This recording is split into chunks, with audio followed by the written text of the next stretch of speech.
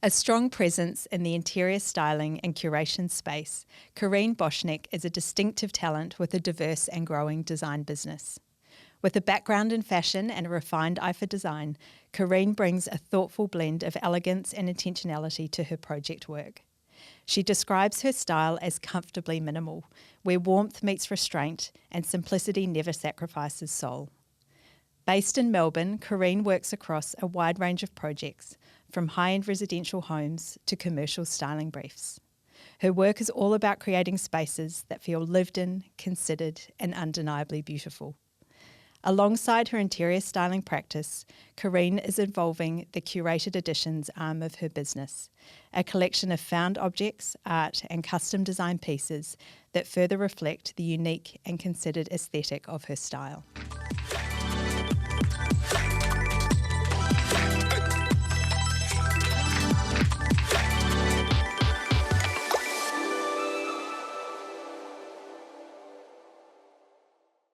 Karin, welcome to Her Design, Her Story. It's so great to have you in here today. I've been a really long time admirer of your work and the ethos that drives it. I really appreciate the energy that you bring to what you do. I think there's a wonderfully inspirational quality woven through many aspects of your business, paired with a very strong sense of creativity and vision. I'm really interested in the backstory to your design journey. I know you studied fashion to start with. What was that process like, and what sort of led you into design to start with? Well, first of all, thank you so much for having me. I still have to pinch myself sometimes when people ask me to do things like that, because in my head I'm still kind of this newcomer into the industry, even though before you kind of blink your eyes, it's been almost 10 years. I know, it's crazy. Time goes really quickly. But to answer your question, fashion background. Fashion was something that I always grew up with. I was actually born and raised in Israel, and since I can remember myself, I was making my own clothes, drawing, was involved in art, was making clothes. We had like a big nightclub scene when I was growing up. Oh, fun. So all my girlfriends would come up over to my house, and we'd have all these like clubbing clothes that I've sewn bits and bobs on, and I'd hang silk sheets on the walls, and we'd have little photo shoots. So I always knew that I wanted to be involved in something to do with style. And when I moved to Australia, I started pursuing that and went and studied at RMIT. I actually dropped off after a year into my 4-year degree, which is, I guess, part of my ongoing story. I'm sure that theme will come across during this conversation several times. But I quit because I decided I was going to start my own fashion label, and I didn't want to waste 3 more years at uni. And I did. That's amazing. And I did it for about 7 years until I was pregnant with my daughter, Mila. And we were selling beautiful garments across Australia for a good 7 years. We were stocked in over 20 high-end boutiques manufactured here for a few years, and then moved our production offshore. Yeah. I had Mila, and everything kind of came to a halt. Yes. And I was sure that I'll just take a few months off and be straight back to work, but it wasn't the case. I just wanted to be home with her. Yeah. Yeah. So did you then, at what point, how old was your daughter when you sort of made this shift into more interior? So work? I dabbled in a few other businesses in between my first and second born. So Gia came almost 3 years after Mila. And while I was pregnant with Gia, we purchased a beautiful home in Caulfield, and we started renovating it. And the process took about a year, and I just completely fell in love with the whole idea of creating something new in a home. Yeah. That freedom, that, I don't know, there was something about it that was really appealing to me. I actually remember we were away on a holiday. I was pregnant. It was maybe 4 months into my pregnancy, and I was reading Vogue Living, and I went, I'm doing this. Like, I'm going back to uni. And I went back to RMIT and did a diploma in interior design and never looked back. Oh, that's amazing. Yeah. It's been the best decision I've ever made. Oh, I think that's great. And it takes an amount of drive, I think, to sort of make that shift. I think particularly when you've got young kids, it's very easy to get caught up in. Drive I was never lacking. Yeah. That's good. Yeah. I often find as well in creative work, there's often been an influence in our lives of someone or something around us that's sort of fed that creativity. Was there anyone when you were growing up in your family that was in design, or was that just something you sort of purely No, my found family, yourself? I literally at some point thought I was adopted. What I often laugh A about it. unique My talent. family just thought I was a freak. Like at the age of 6, I asked to go to the ballet. I was always really into theatre. I was in this fantasy land of just, wanting to travel the world and do amazing things. And I come from a completely normal middle class family. My mom's a school teacher. Dad was a hairdresser for 40 years. And they just all thought I was deranged. That's so funny. So did you end up in Melbourne just on were you travelling here at the time? Is that how Yeah, you- so I just finished my army service. I did a year's service, and as most people do in their late teens, I went traveling. I thought I would go traveling before studying, and I came here and met my ex-husband. And I went back home thinking, oh, what a cute summer romance, but ended up being a marriage and children and a big life move, obviously, to the other side of the world. Oh, that's amazing. Yeah. So jumping forward, you've transitioned into design. Did you work for anyone, or when you graduated, was that you? Did you? I just find start your own business?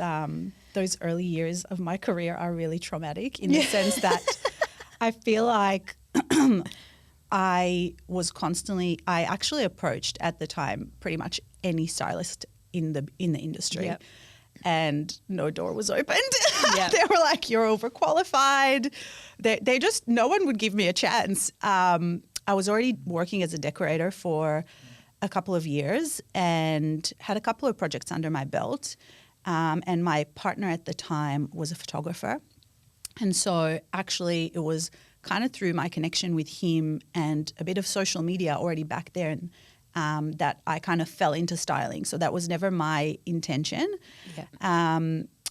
I was asked by the beautiful Paul, who was at the time the owner of S&K, and now they're Keegan Architects, I'm pretty sure, to style a home in South Melbourne. I'll never forget it. It was 2019, and I was like, really? You want me to source all these furniture for this beautiful house? And I did. I just made it work. I was completely fearless. I contacted every showroom, even though I had no connections, every gallery, and I somehow made this home look like $10 million. And we shot it, and it was epic. That's amazing. I don't know. Things just rolled on from there. Yeah. Oh, that's amazing. So when did you start your own? When did you sort of formally start your own business? How many years ago now? So in the early years, I was actually working part-time as a property stylist. I was working 3 days a week to kind of fund, I guess, my life while I was building my decorating business. And then the more styling gigs started coming through, the faster I was able to leave that job. And I think I've probably had my studio now for about 7 years and doing it full time for about probably 5. Yeah. Which is amazing, particularly with COVID. Yeah. I know that was sort of a funny time for designers. I feel like it was I actually loved quite COVID. busy. Yeah, we were working. And as I said, at the time, my partner was a photographer. And so we were doing a lot of work from home.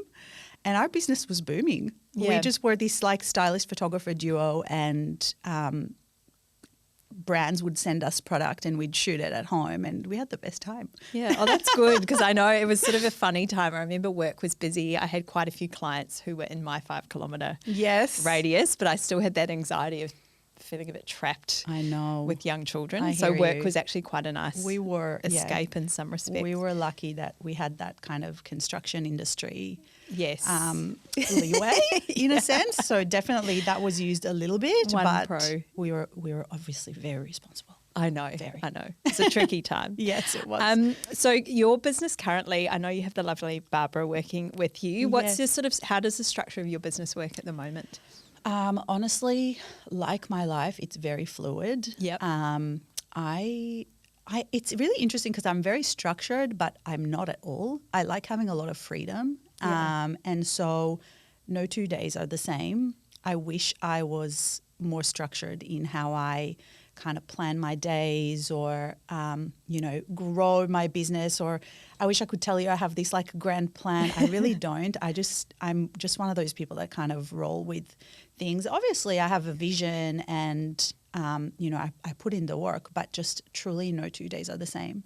Also because we work on such a varied, we work on so many varied projects that, structure doesn't really exist in my world. I quite like that a little bit though, in the sort of more creative space. Yeah. I think it's good, and I know friends that do work that more sort of, I guess, standard 9 till 5 in an office are often commenting, it would be great to go out to site, or you've sort of got a reason to go and have a look at some stores for some inspiration. Yeah. Keeps it mixed up. I could never do a 9 to 5. I love working on my laptop in bed, which I know is like terrible, but ultimate indulgence. Sunday afternoon, it's like my time. I'll have a glass of wine. I'll just work on presentations. Last night I had a client messaging me on Instagram. I posted this beautiful piece of art that I've curated for another project, and beautiful Dale Frank, and she was like, I love this. We need to put that in my home. And then she kind of started apologizing for contacting me so late at night. And I said, don't be silly. I could talk about art all day. I said, this is my happy place. No, it's good. It never really feels like work is what I I'm know, trying to say. which can be the joy sometimes. It's very special. I feel very, very privileged. Yeah. So you do a really interesting mix of work. You do beautiful residential projects. You work with property developers, like a multi-res styling and photo shoots. But this year has been really interesting to see the expansion of your curated editions part of your business. I know you sell some really beautiful, I'm always eyeing off those stunning vases that you have, but you've also launched some pieces of furniture that you've designed, which I think is really exciting, and was well celebrated during Design Week, which was exciting. So was this something you'd been thinking about for a while? It feels like quite a natural extension of what you... When I quit my fashion business, I swore that I will never be a product again. I said I will only ever be a service. I don't want overheads. I don't want staff. I don't want to deal with manufacturing. I don't want to deal with overflow of product. I just had enough, and I obviously just can't help myself. I just naturally gravitate towards wanting to create things that I can't find. That's how I ended up in fashion, wanting to create things that I couldn't find.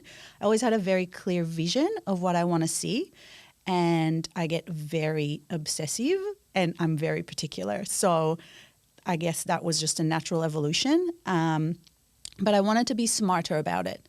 So I didn't want to design a product that I felt already existed in the market. It was really important to me to have something of value, something that adds value, and something that had a point of difference, because otherwise it really is kind of a waste of time. There's a lot of sameness out there, especially in our industry. Just I think from, not because people aren't trying, just because it's just very small. Australia is very small, and people just trying to do what they know would commercially work. And there's that element as well, obviously, to everything that we do. As a business, you've got to make money. But I just really wanted something that felt meaningful to me. No, they're really beautiful. No, it's been really exciting to see that part of your business grow. Thank you. Much of your work is beautifully textured and layered. I know you've described your work in the past as comfortably minimal, which to me, when I look at your projects... That's my jam. Well, it's livable, but there's conscious restraint. I feel like things are really beautifully styled, but it's not that sort of over styling, which can be hard sometimes not to go there. What are some of the avenues of inspiration for you? Is it magazines? Is it travel? Is it a bit of everything? Or are there any particular sources of inspiration when you're starting a new project? I mean, I'm obviously exposed to so much design, and I used to really kind of try and stay kind of locked in on everything that was happening around me, and now I honestly, I know it sounds really silly, but I'm just trying to live my life. Inspiration is everywhere, and for me, I actually am probably the most inspired when I'm just relaxed. Yeah. So travel, even just having an afternoon by myself, I really recharge alone. I need a lot of alone time. Yeah. And just having an afternoon alone, when the kids are not running around, when, there's not a million work things, I just will sit home and all of a sudden something will come to me. I'll start sketching. I don't know. It's not one particular thing that gets me inspired, but I know that it's a state of mind. When I'm calm, I'm like overflowing with inspiration. And I think as life, I find with kids as well, life gets really busy and you're sort of trying to manage, like last night, emails about netball outfit, and you think, oh gosh, my head's about to explode. We've got dance comps this weekend. Yeah. Can't wait for that. So I think it's funny. I was never someone who I would have thought liked having time to myself. I always loved having friends and people around me, but now I've really sensed the value in that. I think just clarity of thought, and you can kind of indulge in. I think it's called growing up. Yeah, maybe. That's it. Yeah. Do you have, talk me through a couple of projects that you have on the go at the moment? Oh, we're actually just hit a really fun time in the business. We've had obviously a lot of growth in the last 12 months, which it's interesting because when you're in the business, you don't really kind of have that second to step back and go, wow, we've come a long way. Like, you're always kind of in the game on the hamster wheel, so to speak. And we have had a really interesting year. We had a move into a digital landscape that we've never had before. It started late last year. I was approached by a developer to style some renders, and I've shared it on social media as I do many of my kind of processes and projects, and my social media is very much kind of an open book, and it obviously drew some attention. And I think I've worked on 7 render projects this year. Wow. I know. It's become a real thing. And I know that obviously the industry is moving towards that kind of more curated. Everything is becoming more detailed. But I think that having that signature style and that personality injected is something that more and more developers are looking for. So that's been really interesting. Yeah. I'm also working on an incredible home in South Yarra for someone really cool that I'm really looking forward to getting to know a little bit more. Can't say much more about him. But that house is going to be, I think, pretty special. Yeah. I'm doing a display apartment in a multi-res development. I'm doing an art and object curation for a client in Glen Iris. It's just, a real kind of mix. Everything. And then we've always got editorial styling kind of ticking along in the background. No, that's and really the furniture exciting. and I'm keeping busy. It's good. In line with your design business, you no doubt have a busy life outside work. I know we just touched on children. You've got 2 gorgeous girls. Yeah. The balance of career and personal life, I feel like What for is a lot that? of people, but particularly in a creative industry, I think it can be a really blurred boundary. What does the structure of life look like for you outside work? Because your girls are teenage? Yes, Yep. they're 15 and 12. Life is a little different for me. I guess people that have followed me for a while know that I'm divorced, and so I have a really interesting structure with my daughters. So they spend a week with me and a week with their dad. And I guess in a sense it gives me more freedom than the average mom. Because even though I might be involved in their day-to-day activities, even on the weeks they're not with me, I don't do school pickups, I don't do drop-offs, I won't do the dance runs. Quite well. Listen, I wouldn't have it any other way. Yeah. It works for us. Yeah. And the girls are happy and they're settled, and that's all that matters. And at the same time, it's giving me an opportunity to do what I love and invest in myself, pour into myself, into my business. And to me, that is so incredibly important. I think as women, we're constantly apologizing, constantly feeling guilty. I'm over it. Yeah. This works for me. Yeah. So life is busy, but we make it work.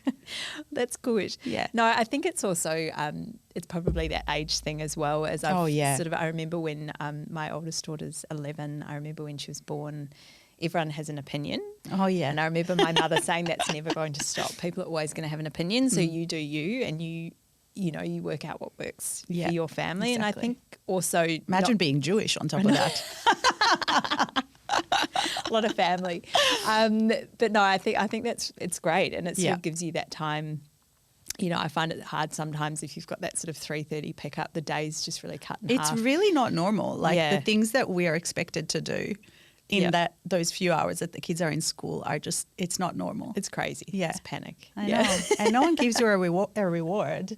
No. It's, an award, sorry. No. Yeah. Sadly not. Yeah. I mean, there are rewards, but, you know, still. There are. No, I think it's, and I think also, you know, it's hard, I think sometimes with the creative processes as well, there's not often a finite end to what we're doing. Yeah. I remember that at university, just thinking, gosh, you could just spend hours and hours and hours, and I think it's sort of can be hard sometimes if you've really got your head into something. You have to stop in the middle. I have now kind of gotten used to it, and I am okay with stopping, doing pickup, and then I'll go back and I'll work from home. Yeah. So you kind of make that work, but in a sense, if I had to work for someone else, I would have really struggled. Yeah, no, I think I really do feel for women that have to be in a corporate job with children. Like, I just actually can't even imagine what that would be like. No, it's quite regimented.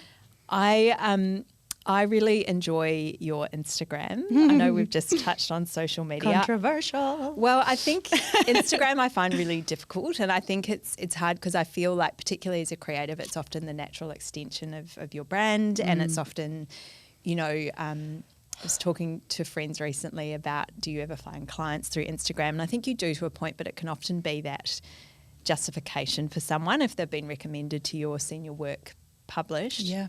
But I honestly, I think yours is really endearing. It's a really good, honest mix of travel and family, and I love when you have a chat and talk about what you're doing. I think it's really, I think it really resonates with a lot of people. Has this been something that you've just evolved yourself over the years? You've touched on using Instagram early in your career. Is that something you feels like a natural evolution for you? Because I feel like social media can be really difficult to navigate. I do think that social media, in a sense, has come naturally for me, in the sense that I don't mind sharing my life, but it is edited to a degree. Like, I'm obviously very aware of what I put out there. You know, even, you know, this is really something most people won't tell you, but for example, someone told me, I've recommended your name to a client and they've just finished building this beautiful house and they're looking for someone to do a furniture curation. And I saw that person added me on social media. So that day, I'm not going to be talking about fashion or my children. I've talked about my process. Yeah. You know, I deliberately targeted that service that person is interested in, because I know that that's going to be the thing that's going to catch their eye in that moment. Which is smart, So in a sense, as natural as social media is, there's definitely always some thought behind it, and it's actually a lot of work. Oh, no, I know. Mine's erratic. I think that I've been really cautious. In the last few months, I actually... I've got an agent now for some more kind of influency stuff, and I'm always really conscious to make sure that whatever I do with her, whatever is to do with fashion, beauty, or lifestyle, really directly relates to my interior design work. So I'm not doing this because I want to be invited to, you know, fancy events. I'm doing this because I know it's an extension of my personality as a designer. Yeah. And whatever I do has to support my interior design practice, if it makes sense. Yeah. Because I do think that clients engage you and they look at your lifestyle kind of wanting you to complement their lifestyle. Yeah. And so if you're well dressed, if you're, you know, wearing considered jewelry, you know, if you travel to places that are of interest, and if you're just a nice, genuine, kind person, then they're more inclined to connect with you. Yeah. But I'm still always baffled when people go, oh, I loved what you said last night and blah, blah, blah. And I go, wow, you actually listen to my blabbering? Oh, I do. I think one of my big takeaways from your social media actually is this ability to create the life that you want to be living. Yeah. Like, I find that, and I think for me, I've become a bit more considered in who I'm following and what kind of message I'm taking away. So I always do enjoy it. Sort of, I think it's a rewarding sense, and you're like, actually, I can go out and work hard, and Yeah. I think that's the big takeaway for me. It's so important because it's so easy to get sucked into social media and kind of look at all these people living really lavish lifestyles and traveling the world and, you know, the cars and the jewels and it makes me kind of sad because I'm going, wow, I've hustled my little tush off for 10 years and you know what? I'm not buying a Rolls Royce anytime soon. Yeah. So there's got to be some sort of a realistic expectation that you're putting in front of you going, I can romanticize my life. They can, you know, be really beautiful and really special. I don't have to necessarily be a billionaire to do that, you know. I live in a really humble home, but it makes me so happy. Yeah. So you just got to find the balance, I think. Yeah. No, and a good cleanse it's valuable. Yeah. I love deleting people. It makes me really happy. I know. I think, it's an interesting process, social Unfollow. media. Yep, exactly. I know a big part of your journey, particularly this year, has been your new studio space in Melbourne, which is gorgeous. Thank you. I've been to visit. I drive past here all the time. It was well celebrated in Design Week as well. Is this something you had a vision for creating as part of your journey, or was that again a sort of natural evolution? Just again another natural evolution. When I started my styling business, I was working out of a storage unit because there was just no room in the house anymore, and then that turned into a co-working space with a few other people who were in the creative industries. In that office, I met Sophie, who's now my showroom partner, and they do soft furnishings and curtains and window treatments and beds. And our lease there was coming to an end, and I said, hey, we should get our own space. We never intended to have a shop front as such. We were just looking for an office space that we could share. And that little gorgeous freestanding thing that was stuck in the middle of nowhere came up, and I said, that's the one. And she was like, it was so ugly. It had chipboard floors and it was painted bright blue. I've never seen such an ugly building in my life. And I said to Sophie, no, that's our baby. Yeah. And we gave it a little facelift. And we've been there for 18 months and it's just been a joy. Oh, wow, that's gone really quickly. No, I love it. And I love this your November is going to be 2 years. Your red sign Crazy. is very clever. But yeah, it's a that good was marker a design. at night time. Yeah, Sophie often thinks I just have... She thinks I'm insane. She drove past and she goes, what happened to our sign? I said, don't worry about it. It's just for Design Week. Find you. She's very calm and she doesn't get my madness, but she trusts the process. No, it's a great Trusts space. the process, yeah. How did you find that collaboration with Design Week? Was that, again, something that sort of naturally evolved with the launch of your furniture No, products? that was fairly intentional. I mean, I never planned on launching curated editions for Design Week, but the dates just lined up. And I knew that our samples were kind of coming to an end, and I thought, you know, what I've always wanted to be involved in Design Week. I had some curation ideas in previous years, but my gosh, the amount of effort and time that you need to put into it. So I would develop these concepts, and then I was like, wow, I've really just got no time for this. But this year it just all lined up and it just worked and it felt very aligned. And it was just a great way to launch something that I've worked on really hard for like 18 months. Yeah, no, it was good. I felt like Design Week this year, maybe again, it was just me making more of an effort to get around events and things, but I thought there was some really interesting... It's definitely becoming more and more... I don't really know how to express it, but it's definitely becoming the place for designers to showcase their work and it was in a meaningful way. I thought your event was beautiful. It was a wonderful connection point, actually. Like there were so many people there I hadn't seen for ages, and it was just a really happy... So nice. No, it was a really gorgeous celebration, so it was well deserved. Thank you. It's well deserved. Thank you. Before we wrap, I just wanted to touch on her edit. So some quick questions for you just to wrap up. Me. To see where you're at. Can you remember your first design-related purchase you ever made? First design-related purchase that, I mean, I'm sure there were ones previously, but the most memorable was actually a Togo armchair that I was gifted actually in a contra deal for a shoot. So I It's a worked win. with I worked with a showroom, and I did a shoot for them, and they said in exchange, you're welcome to choose a piece of furniture, and I chose a togo that I've made in a beautiful kind of tweedy navy, Oh, and gorgeous. it was just kind of the first time where I went, wow, I've got something fancy, Yeah. and it's the most memorable. Still In my own house, it. Yeah. and I still love it. Yeah. What's your latest design purchase or anything you're coveting on your wish list? I have to say it's funny, and I know these are meant to be quick, but it's funny when you make things, and it's the same happened when I was in fashion. You don't shop as much. So I think that probably my interest now is more in the art world. I probably invest money more into art than I do into furniture. But that's not to say I'm not buying furniture, but I'm spending more money on art.